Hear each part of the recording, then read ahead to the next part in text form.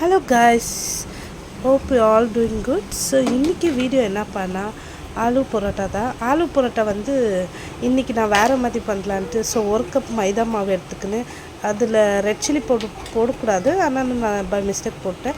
So அது பரவாயில்ல, quantity கம்மியாக தான் போட்டேன்.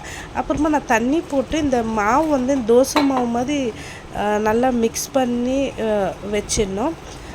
மிக்ஸ் பண்ணி வச்சுட்டு அப்புறமா நம்ம ஆலு வந்து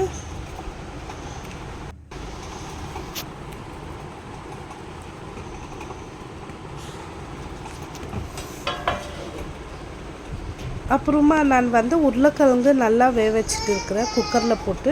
ஸோ இது வந்து நல்லா மேஷ் பண்ணிட்டு இதில் தான் நம்ம ரெட் சில்லி பவுட்ரு அதுலேயும் கொஞ்சம் சால்ட்டு போட்டுருக்குறேன். ஸோ இதில் எவ்வளோ தேவைப்படுதோ அவ்வளோ நான் போட்டுக்கினேன். ஸோ கொத்தமல்லி வேணும், எங்கள் வீட்டில் கொத்தமல்லி இன்றைக்கி இருக்குல்ல, ஸோ அதனால நான் இருக்கிறத வச்சு நான் மேனேஜ் பண்ணேன்.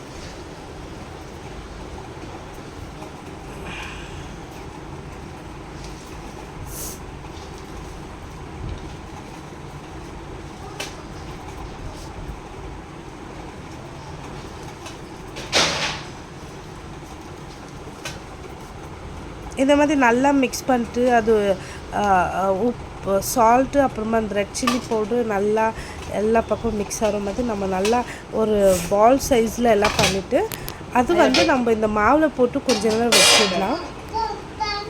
ஜஸ்ட் நான் ஒரு ½ hour தான் வச்சேன், ஆனால் அது கறியில் இன்னும். ஸோ மறுபடியும் வந்துட்டு நான் கையில் ஃபுல்லு எல்லாம் மிக்ஸ் பண்ணிட்டு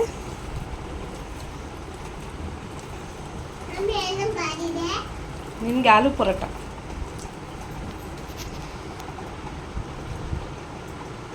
ஸோ அப்புறமா மாவு இப்படி இருக்குது.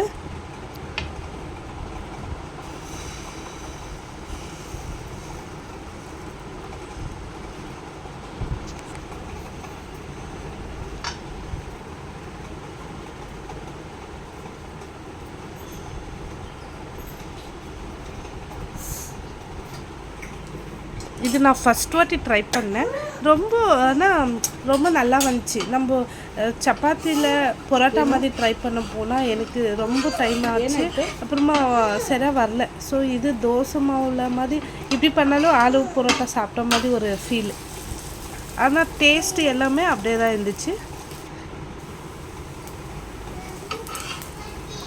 சப்பாத்தி கொத்தி ಖಾಲಿ ಆಯ್ತಾ?